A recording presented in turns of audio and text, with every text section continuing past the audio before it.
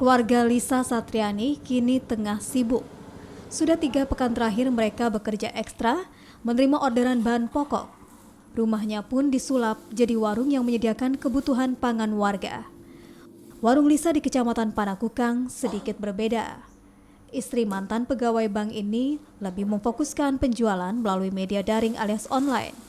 Sosial media pun jadi lapak, berpromosi hingga menerima order. Di tengah pandemi corona seperti saat ini, order online pun jadi pilihan. Dari sinilah Lisa meraup rupiah. Kalau sejauh ini sendiri, bagaimana warga membeli? Apakah lebih banyak setelah ada pandemi corona atau bagaimana, Kak? Pendapatnya agak lebih tinggi, nggak seperti biasanya kan.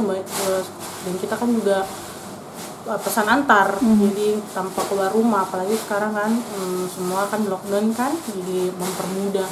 Dan kita juga nggak ada biaya ongkir, tapi untuk daerah Makassar aja, kota. Untuk harga bagaimana, Kak?